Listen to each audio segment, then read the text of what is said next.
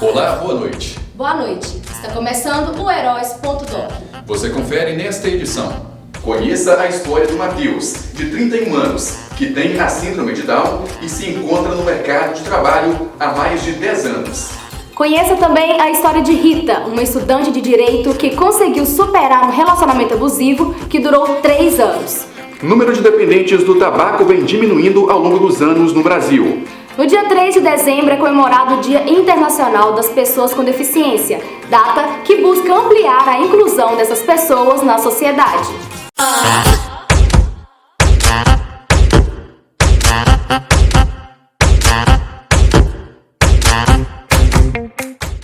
De acordo com o Anuário Brasileiro de Segurança Pública, no Brasil foram registrados 1.206 feminicídios em 2018. Isso significa que uma mulher foi morta a cada 8 horas no ano. E em 88,8% dos casos, o autor foi o companheiro ou ex-companheiro da vítima.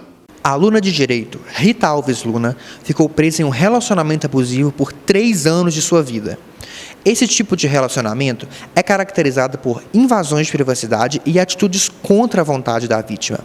Rita relata que no início de seu relacionamento, seu parceiro não se apresentava como abusador, e sim como uma pessoa normal. Eu era nova, eu tinha 16 anos, 15 na verdade quando eu conheci ele, e a gente era até da mesma igreja, e era muito bonitinho, ele era muito menino também. Eu nunca imaginei que poderia passar por tudo o que eu passei. Rita relata que seu relacionamento não a fazia bem. Seu parceiro a manipulava a ponto de fazer ela acreditar que era incapaz de viver sem ele. Além das pressões psicológicas, o parceiro de Rita monitorava e perseguia ela sempre que podia. Que as coisas que ele falava, as atitudes dele, eu sempre achava que aquilo fazia parte. E era uma briga, e no outro dia era um buquê de flor, era chocolate, era um momento muito bom que a gente tinha. Eu até pensava, nossa, não, a briga foi até boa, porque depois eu fui muito bem recompensada, entendeu? Felizmente, Rita conseguiu se recuperar deste relacionamento. Após o término, ela percebeu que conseguia ser independente, o que gerou nela um bem-estar. E ainda explica que para superar os jogos mentais e emocionais que sofria, ela precisou passar por um acompanhamento psicológico e necessitou do apoio da sua família e de seus amigos. Depois de um tempo a gente aprende a ressignificar todo esse relacionamento, ressignificar todo esse sentimento, todos os problemas, e a gente entende que a vida da gente é muito mais que essas coisas, né, esses problemas. Segundo a psicóloga Rosângela Falcão, o relacionamento abusivo pode gerar na vítima crise de pânico e ansiedade, dependência emocional, além de poder gerar uma depressão. Nós podemos observar claramente o perfil de uma pessoa quando ela sofre algum tipo de abuso. Ela sempre apresenta algumas características que às vezes ela não expressa verbalmente, mas o corpo fala. Se ela é uma pessoa extrovertida, ela se torna mais introvertida devido à pressão psicológica que ela sofre. E às vezes ela é levada a um isolamento, ela dá crises de ansiedade, ela dá crises de pânico, e umas chegam à depressão profunda. Conforme dados do Conselho Nacional do Ministério Público, 85% das vítimas de tentativa de feminicídio haviam sofrido atos de perseguição nos 12 meses que antecederam os casos. Caso você tenha se identificado com a história de Rita, procure apoio da sua família, dos seus amigos e de um psicólogo e denuncie, discando 180. Em 12 anos, o número de dependentes do tabaco no Brasil caiu quase pela metade. A informação é de um órgão ligado ao Ministério da Saúde. Políticas sociais têm sido canais importantes que ajudam os dependentes na recuperação. Felipe e Jefferson são amigos. Além da amizade, os dois têm algo em comum. Começaram a fumar aos 16 anos. Quando a gente está na adolescência, a gente tem o ciclo de amizade, e foi por essa influência. Quando eu assustei, já estava fumando um maço e meio por dia. Apesar de serem jovens, perceberam que algo não ia bem com a saúde. Então eu comecei a ter uma falta de fôlego, que começou a me incomodar muito, o cheiro, né, muito desagradável. Parecia que eu era um cinzeiro ambulante andando, eu fedia cigarro. Dados do Sistema de Vigilância de Fatores de Risco e Proteção para Doenças Crônicas revelam que em 2018, 9,3% dos brasileiros afirmaram ter o hábito de fumar. Em 2006, ano da primeira edição da pesquisa, esse índice era de 15,6%.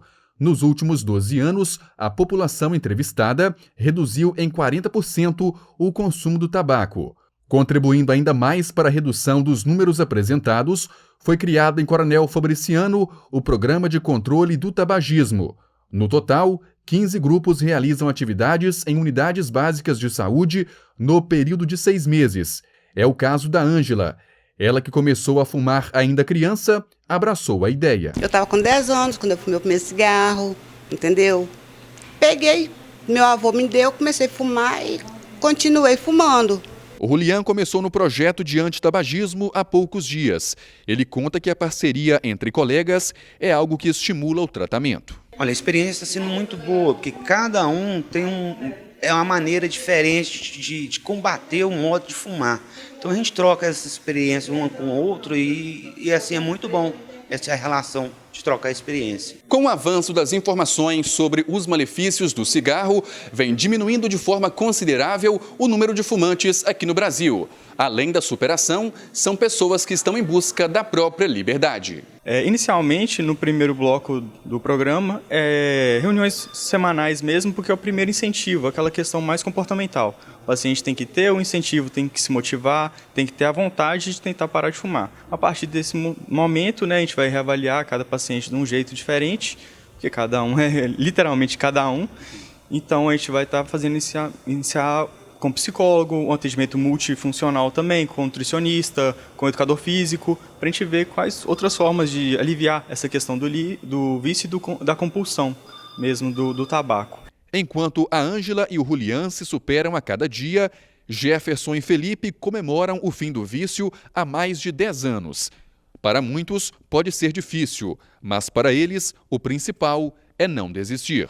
Parece uma das melhores notícias da vida quando você conta para alguém que você parou de fumar. Eu tive um ganho extraordinário de vida e até hoje, outra vida. Incentivo muita gente, né? Você precisa de um motivo e esse motivo faz com que você tenha a vontade mesmo de parar de fumar. No meu caso, o motivo foi amor. Eu não queria que meu filho me visse fumando, porque eu não queria ser esse exemplo para ele. E é uma libertação, por isso que eu conto que é uma libertação, né? E eu agradeço muito o amor aos meus filhos e a Deus. Com a criação do Dia Internacional da Pessoa com Deficiência, a ONU tinha como objetivo principal conscientizar a população a respeito da importância de assegurar uma melhor qualidade de vida a todos os deficientes ao redor do planeta. Para Jean, além da ajuda de governantes, os familiares e amigos são importantes no processo de superação e inclusão. De acordo com a Organização das Nações Unidas, a ONU, aproximadamente 10% da população possui algum tipo de deficiência. Na maioria das vezes, esses problemas são tratados pelo restante da população como um motivo para a discriminação. Jean Pereira Garcia é deficiente físico desde seus 3 anos de idade e é portador de distrofia muscular de nível leve. Jean é casado há 2 anos e, segundo ele, ter um dia do deficiente é algo de grande avanço. Quando você frisa uma data referente a qualquer situação, leva as pessoas a se conscientizar, né? É um incentivo, né? É uma forma de até cobrar, né, os próprios governantes. Todas as pessoas enfrentam dificuldades e precisam superar barreiras a cada dia. Quem possui algum tipo de deficiência enfrentam ainda mais desafios e ter apoio é fundamental para seguir em frente e não desistir. E eu tive primeiramente o apoio, né, o amor e o incentivo, né, dos meus familiares, do meu pai, da minha mãe, meus irmãos, né, foram os meus incentivadores para que na vida eu seguisse em frente. Eu não tivesse nada que me colocasse para baixo. Com a participação ativa dos familiares, a reabilitação da pessoa com deficiência é efetiva e os resultados esperados em relação à autonomia são alcançados. É só mesmo um cuidado de levantar, manuseio da casa para evitar acidentes, e a dificuldade maior é quando a gente sai mesmo, a falta de adaptação na rua. Quanto o acesso à cidade, que lá de cadeira de roda, tem lugar no centro mesmo, ele não pode ir nessa cadeira aí. Ele tem que arrumar uma cadeira emprestada para poder ir, porque lá não tem acesso. O ônibus para fora de rampa, sabe assim, enfim, não tem como descer, né? Então essa dificuldade tem na cidade inteira. Tem algum lugar que já tem acesso, outros não. De acordo com um levantamento feito pelo Movimento Down em 2018, existem cerca de 300 mil pessoas que têm a síndrome de Down no Brasil. A superação da síndrome não é fácil, mas é possível com apoio familiar e de profissionais capacitados. Este é o pequeno Enzo, que tem apenas 2 anos de idade. Ele tem a síndrome de Down e realiza acompanhamento com uma equipe integrada desde os 2 meses. O tratamento devidamente orientado desde os primeiros meses de vida da criança com a síndrome é essencial para o seu desenvolvimento. A fisioterapia vai trabalhar o desenvolvimento motor nessa criança desde geralmente bebezinha, 1 mês, 2 meses de idade, junto com a fonoaudiologia, que vai trabalhar a questão da fala, alfabetização, então isso aí vem a parte da fono, e vem a terapia ocupacional, que vai trabalhar mais ainda a questão da independência, coordenação motora fina, que é muito importante para essa criança estar amarrando o cadarço, desabotoando uma blusa, e tudo isso é fundamental para ela, para estar se tornando um adulto cada vez mais autônomo, mais independente, né? A independência da pessoa com a síndrome de Down é possível de ser alcançada, dentro de suas limitações.